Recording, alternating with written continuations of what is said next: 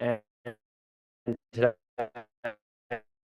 will be a solo episode discussing everything that you need to know when it is availability. So there'll be a lot of tips surrounded by maximizing your strength development, of course, and we want to be in the best shape possible come the end of the year, but also recognizing our risk periods, common mistakes, and issues that the gym can have, or any training practice, any training methodology can have, that can lead to injuries, more mainly around the controllable or areas that we can help mitigate. Of course, there's going to be injuries that happen in a highly demanding game and a chaotic game and a contact game, but mainly around the soft tissue injuries, calves, hamstrings, groins, quads, and even your stress related injuries as well, stress fracture of the foot, shin splints, and the like. So if you're a footballer or a parent of a footballer, this episode is for you. And of course, strength and conditioning coaches, you'll no doubt get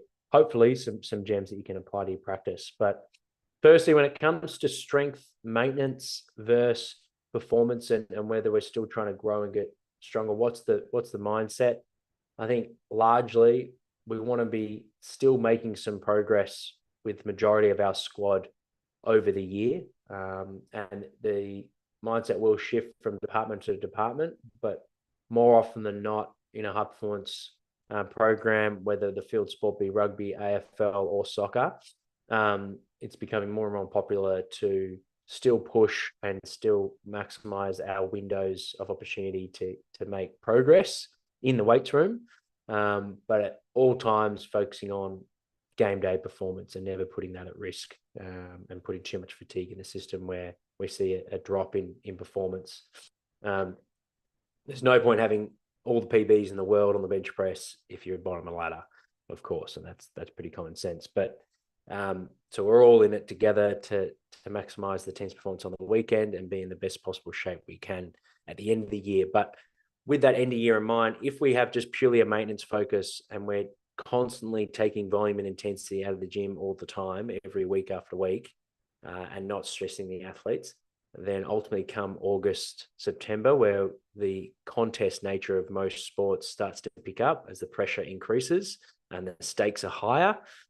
That's where we need to have some good body armor, some good strength behind us, and some power and speed qualities to be able to play our best footy. So if April, June, July, those colder months, you drop off and start missing gym sessions, start going through the motions with your gym program, make sure to join our high performance program to have that structure, have that direction, and just focus on your intent.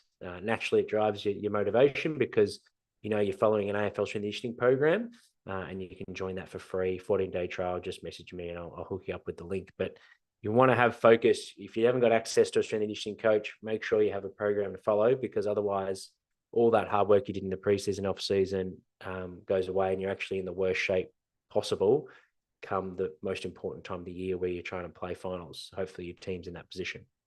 So most of the time we're looking at that development, that growth, and I've been in programs where we see plenty of athletes PB over the year with their box squat, bench press, counter movement jump, drop jump, max velocity, a lot of those qualities. So yes, we do want to improve. In saying that, and I'll go around some tips and tricks that you can use to get that work in, and particularly in a game week, 7-day turnaround, how that changes from 6-day and 5-day turnarounds.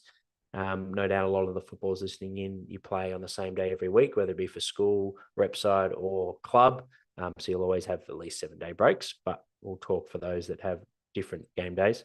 But we want to also recognize that for some of you athletes where you are strong enough for your position, for the position that you play, you've perhaps been in the system for a long time, i.e. you've had 10 pre-seasons as an adult under your belt, so you're above that 30 years of age, and there's really no glaring obvious trait that you need to get after, i.e. you're quite well-rounded in your athletic profile. The focus for you would be more around individual modifications to continue and maintain the strength and power and speed that you have, but also focusing more on our individual modifications on how we can reduce the risk of injury. And that's where that quote that I mentioned at the start, which is I didn't come up with it, but the best ability is your availability. That's where we maximize reducing the risk of your calf, hamstring, groins, and the like. So that's where perhaps we have a bit more of an individualized load monitoring focus with your GPS. Perhaps we have some extra exercises in there around your hamstrings, whether it be working on eccentric strength, isometric strength, isotonic strength, same for the calves. And we have a bit more of a tailored focus around that, mitigating the risk. And that can go into things like your profile, your athlete profile. What do you need? How do you move? What's your move efficiency like? Like we recently had James Wild on, and I love that his 4-quadrant system around frequency and stride length. And then are you more air-based and ground-based? So where you sit with that quadrant can put you at higher risk. For example, like an air-based boundy athlete that's really reactive is naturally putting a lot more load and force through the lower limb, your calves, Achilles. So their risk of injuries are significant compared to more the ground-based spinners, which might have potentially more backside mechanics, putting their hamstrings under more strain. Their hamstring thresholds need to be higher. So to individualize their program, you want to have higher thresholds. If your group needs to be above 400 on the NOR, perhaps you might add that to 500 for those backside mechanics, that overstriding and spending time on the ground to get from A to B to generate their speed. Where the air-based guys, they're probably quite springy, quite good on the drop jump testing, and really good with their reactivity. But we need to make sure that their calves can handle the forces that they generate with their sprinting and acceleration. So you see a calf ISO, rather than being a standard of 1.7, might be above 2 times body weight, for example, and putting an extra emphasis and an individual approach on strengthening their calves to handle the way they move. So that's where our profiling and individualization come into it from a strength point of view. Going back to how do we specifically work on those other end of the athletes that perhaps the coaches have said they're not in the team because they're not fast enough, or they're not in the team because they're not strong enough in the contest, whatever it might be. So there might be a glaring issue that you need to get after. And that athlete is highly motivated on maximizing that quality to give themselves the best chance to make the team, or they're in the team and help them on game day, play their role at a high level. That's where we can use microdosing, which has been quite popular in the industry. Essentially, you're breaking down the key areas that athlete needs. So if it is strength in the contest, we know that probably putting some body mass on is going to help them. And we know that improving their strength and power and explosiveness is going to help them. So how do we break that up to be able to get the work in across the week without putting them at risk of fatigue on the weekend?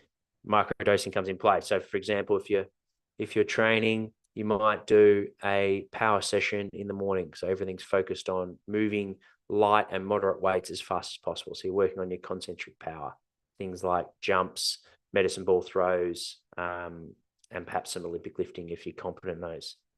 Then in the afternoon, after your football session, that's where you focus on your max strength. So things like box squats, maybe you do deadlifts, areas where we're trying to generate as much force as possible. Isometrics like the ankle, hip and knee that Alex Natira has made famous. So our running-based isometrics, generating high force, typically 3 to 5 second efforts with those. And then finishing with some accessory work where you're putting the body under a bit of fatigue and muscle dumps earlier in the week.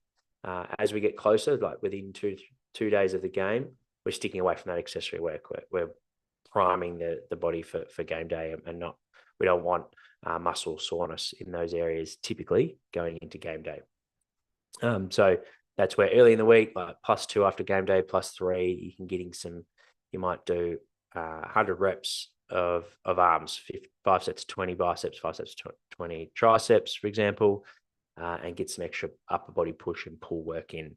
Really simple exercises like dumbbell bench press, seated row, machine-based work, and you're just working on that time attention, and you can periodize that over your coming weeks, particularly if you've got consistent day turnarounds. So getting that extra volume in to elicit that hypertrophy. That way we're getting our power work in early in the week. It's not going to take away from your football session. If anything, it should help potentiate and train at speed. You're getting your strength after the field session, and then you're getting your hypertrophy at the end of the day. And you typically might get 2 of those sessions a week to be able to make significant change, like I said, early in the week. Come primers, another great opportunity to work on your explosive work, whether it be explosive rate of force development, isometrics in those running postures, anything that's not going to elicit any real fatigue, but actually help your captain's run session. So we get another opportunity to develop our power and our speed. You might do some max velocity efforts on the field, some accelerations, and of course, all explosive, short 15, 20 minutes of work of your power development. So that way we're getting 3 power sessions in across the week and a couple of max strength hypertrophy sessions to make change there. So that's an example. That's very much how like our gainers program, what it looks like in Team Builder, and how I've structured the program in season for those athletes that I've identified they want to work on their contest game and put on a little bit of size, but more importantly, gain their strength and power and speed. Then you've got your athlete development. So for those new to the weights room, typically we just do total body sessions twice a week.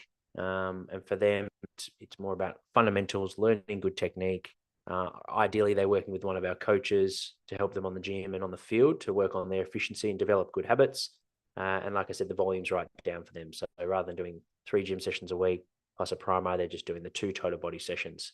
And leaving them, typically they're playing a couple of games on the weekend, so not needing the primer until later age once they've got a good competency movement and they're really conditioned to the gym. I'm not doing any gym work the day before, just to allow them to play the game. Liam Collins, I have seen your question. I will send in. So how do I structure my gym sessions? Is one upper body, core, full body, and legs okay with plyos mixed in, and can be pretty much the same exercises in progressive overload each week? Good question, Liam. It's quite fitting to what we're talking about. So depending on your age, the development, like our athlete development program on our online program, I stick with total body sessions, just not beat up either the upper body or the lower body. And I typically find if you've got a low training age in the gym, you're gonna get progress by hitting the muscle groups and the movement patterns twice a week. So rather than doing 1 upper, 1 lower, I'd rather do 2 total body. So you're getting 2 upper body and 2 lower body sessions. I think you'll get better progress there.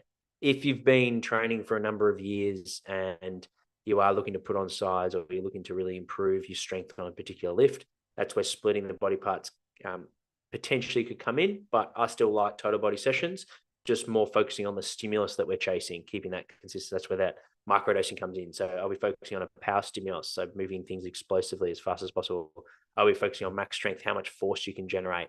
Or are we focusing on hypertrophy, where we're putting fatigue into the muscle, working on slowing down the time under tension, and progressing your volume? In terms of exercises, I typically like to, follow a 6 to 8 week sort of block. You'll have your non-negotiables from an injury point of view that typically stay in the program. So things like Nordics, seated and standing calf raises, and Romanian deadlifts, for example. But around your performance lifts, if you're a box squatter, box squat for year round.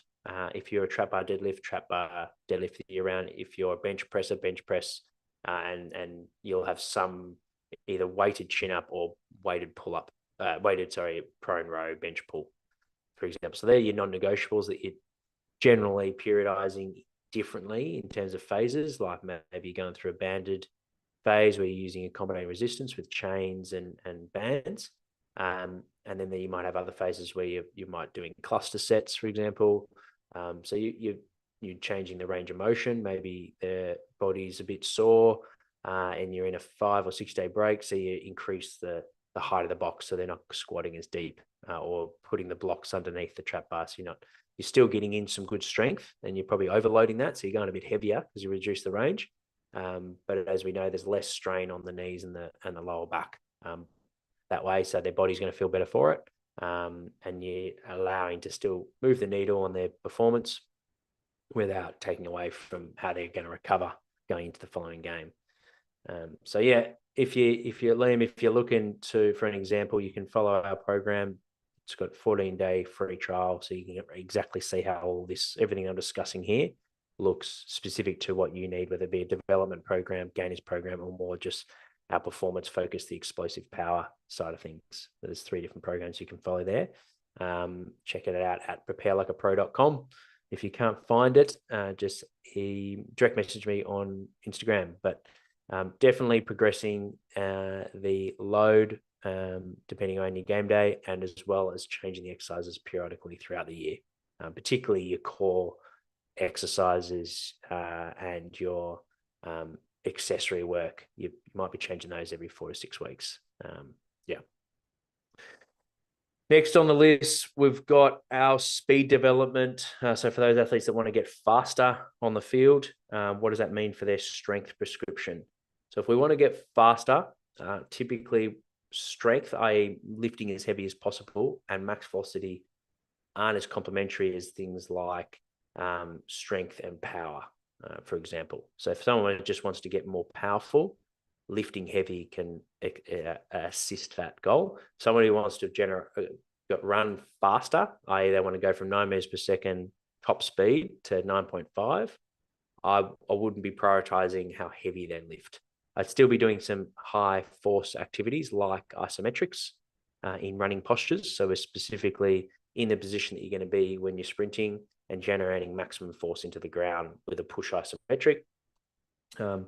But things like the box squat, the trap bar deadlift, during that phase, you go through a strength maintenance phase. So whatever your compound lift is. So you're not lifting those twice a week, for example. You're only lifting once a week, which would be typical in season. And if you are, you're doing a little bit less volume. So rather than doing like 5 sets of 3, you might be just doing 3 sets of 3, for example, around that sub-maximal intensity. So rather than getting 3 sets of 3 at 80%, you might step load at 3 sets of 3, finishing at 80, for example. Of course, with a couple of warm-up sets in there as well. So sacrifice the strength when you're going through a velocity program. Have an understanding on how you move, like I talked about before with James Wild quadrant. Christian Barham's also got a good Brahma, has got a good speed kinematics framework that you can go through. There's some good research out there to get understanding of how you move between A to B. Do you rely on spinning the wheels, so short, fast frequency of steps to get from A to B, or for you to go from A to B as fast as possible? Do you rely on longer strides?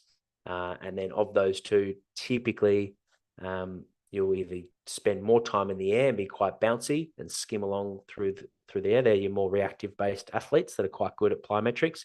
And then you'll have your typically bigger athletes or more strength-based athletes that are more muscle-bound. They like to spend time on the ground to generate their force. So getting understanding on how you move can help with the coaching as well as the programming prescription on what you need. So getting understanding of that, what's your strategy? And recently I've been doing Jonas Dudu's mentorship, and I really like his stance on that we're for field-based athletes to build robust athletes and go back to that availability of that quadrant that James got. If someone's sitting high on one and they're real dominant on one of those quadrants, we want to try and shift them more towards the middle. Like I said, if you, like James has found with that research, if you're a bounder, you're at much higher risk of calf injuries. Plus, if that's your strategy, that's your dominant strategy, although that will work for you in some situations on the field, it can go against you, like things like a hard stop with a decel, or getting out of the hole with your change of direction acceleration, where it's just typically you're spending more time on the ground. So it's less boundy, it's more strength orientated. So that's where we want to have a well-rounded program, and perhaps during that, for that athlete that is sitting high on one of the quadrants, how can we bring them back to the middle? Probably focus more on their weaknesses. So like the air-based athlete, getting on a sled march, for example, and really loading that up. That's the much 10 to 15 meters on this prowler, and working on their ankle stiffness, generate as much force as they can horizontally, and see if we can get them to like 2 times body weight, for example. 100-kilo athlete, put 200 kilos of weight plate on there over time, build towards that goal.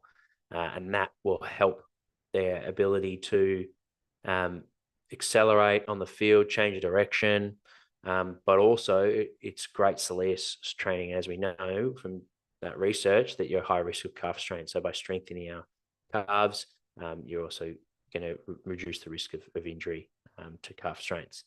Same thing for the spinners, those guys out the back with backside mechanics, spending lots of time on the ground, potentially overstriding and putting your biceps fem under a lot of strain. we want to make sure your Nordics are super strong, so you can handle that amount of force, and your Romanian deadlifts, and perhaps you need some more accessory work like unilateral, like landmine work, some more lumbo-pelvic control work in the gym, working on your posture. Perhaps you hinge forward, putting the hamstrings on more in stretch, in acceleration than you need to be, and you've got quite vertical shins. So how can we get that shin angle and your torso angle aligned? Working on your mechanics, work on rather than overstriding. How can we get more boundy? So things like you doing bounds, doing hops, work on your reactivity, your plyometric ability, and using the drop jump test on the force plates to monitor your progress with that. And then ultimately doing things like wickets and to help reduce the amount of time you're spending on the ground. So being more like the air-based athletes, for example. Liam's follow-up question: does that program AFL strength and conditioning include sample speed or agility sessions? And can I cancel before the? Yes, you can. Yep, you can cancel at any point. You also get access to our academy membership as well. So yeah, you can just check the program out and then cancel after 10 days if you want with no charge. The program does include speed, agility. There's an exercise library as well in the membership. So you've got access to the program in Team Builder, which gives you all the exercises and what you need to do each day. But then also you get access to our academy membership, which all my presentations over the last sort of 5-6 years lives in there, as well as the library of exercises. So if you want to improve your agility, you can check out the exercises in the agility section. If you want to improve your acceleration, they're my favorite acceleration drills are in there. So check it out, Liam, and anyone listening into the podcast. Yeah, you can dive in there, and also a lot of the topics that come up with the podcast come from our community, our academy members. So feel free to use the discussion forum in the academy to come up with some topics and further discussion. Moving over to common mistakes. So being too fixated on our barbell lifts, ultimately they're not powerlifters, they're not weightlifters. So we don't need to be doing Olympic lifting and heavy squats and deadlifts all year round. Be smart with our program when athletes had massive game outputs and you're lifting 2-3 days after the game. Some days they're going to be good, some days not. That's where the velocity based like gym aware is really handy, so they can auto regulate the athletes that are feeling good. They can get after it, and they're well recovered. They can get a good strength in. The others that are still beating up, just set them up for the next training session, which is probably going to be a faster session. So getting some good strength in, just moving well, getting good pattern in, and perhaps they just focus on more of a power sort of stimulus, short their range of motion and lift submaximal weights exposed or faster to help potentiate for the next training session. So we don't want to be too fixated on PBs and things like that. But also the ones that slack off, and you can tell by looking at their loads that they're doing each week, they're just incrementally doing less and less and less, and they're just not bringing the intent. Equally, want to make sure that we drive those guys to ensure that re-educate them how important it is to keep their strength up, so the back end of the year they're in a good spot. Other mistakes: too much plyometrics or speed work in season. We've got to recognize early in the week, athletes, it takes about 3 days to recover. We know from a lot of testing, 2-3 days to recover after a big game. So if you're doing max velocity efforts, hard accelerations, and depth jumps, really advanced plyometrics, intensive plyometrics, bounds, the athlete's still recovering their coordination, their muscles, their central nervous system just isn't where it needs to be. So they're going to compensate with different movement patterns, load differently, and they're putting them at risk for some injuries. Not having any deloads, make sure the bio week is mentally a freshen up more than anything, but still get in the work, 1 to 2 run sessions a week, but, depending on what their chronic load's like, and 1 or 2 total body gym sessions, but more importantly, make sure it's time away from the club and they can freshen up. They're probably the main 3, I would say, when it comes to strength. In terms of eccentrics, isometrics, and plyometrics, we want to think about knee extension. So for athletes with that are lacking knee extension and perhaps their lower back limits them from a squat or deadlift point of view, that's where we can use machine-based work, and eccentrics are a great opportunity to super maximal load to get a bit of a stimulus on the quads. So for ACL guys, any knee-based injuries, or those that are just from a performance point of view, the acceleration's poor and they need to work on their hip and knee extension. Loading up things like the leg press, 2 up, 1 down to hit the quads, hit the knees. Seated calf work to target the soleus using the Smith machine on eccentrics. It's just with a lowering phase of the calf raise, single leg. See if we can get them to 1.5, 2 times body weight on the Smith machine. And then, of course, the common ones, the Nordics that I talked about. So adding some weight and profiling them using the Nord board. So looking at how much force they can generate with body weight on the Nord board. Then add a 2.5 kilo, add a 5 kilo, add a 7.5 kilo, add a 10, and just see where do they hit maximal eccentric force. And that's the weight they should train with when you're prescribing Nordics. For isometrics, anyone with like tendinopathy and grotty Achilles or patellar tendinopathy for like more senior-based athletes, typically you'll like yielding isometrics. They're a bit easier on the tendons. For Achilles, steering away from standing, that can be quite provocative. So more seated-based isometrics and yielding as well, where you're holding the weight. So like a Smith machine rather than an immovable object. Tend to be a bit easier on the Achilles, and you're holding those for pre-training around 20 seconds. And then so that's pre-training, like 3 sets of 20 seconds seated calf iso for an Achilles. For patella, you might be on the leg extension. Same sort of thing, 20 to 30-second holds. They're sub-maximal weights. Now, that's not going to get a huge collagen synthesis. So big picture, it's not going to necessarily initiate a stronger tendon, but it's just an analgesic effect. It's just reducing the pain so you can train at a good level. Think of it like almost like an anti-inflammatory, for example. Where we want to improve the tendon is after in the gym. So that's where we need high strain because tendons have huge force capabilities. So that's where the push isometrics can come into place against immovable objects. So we know with the research, it's got to be a minimum of 3 seconds of maximal force. So I typically prescribe 5 seconds of work, a 2-second build into a 3-second max effort. So we're getting that good collagen synthesis happening there. And that's hopefully over time, they've got a more functional tendon. There's less pain, particularly with our chronic tendons. And then last with the plyometrics, your best windows with that is when they're nearly fresh. So pre-field as part of a performance preparation, pre-gym, unilateral plyos are so important when it comes to ACL mitigation, especially obviously the non-contact injuries, but also really important for supplementing our acceleration and speed work, of course, as well. So make sure that you're sticking around these essential things. And hopefully there's some tips there, whether it be just body maintenance work for more senior athletes, developing athletes, some guides on how to improve over the season while still maximizing your game day performance. If you have any questions, thanks, Liam, for the questions live. But if you have any questions, listen to this podcast, email me, jack@prealicapro.com, or you can just direct message us on Instagram. Thanks for tuning in, guys. I will see you on the next live.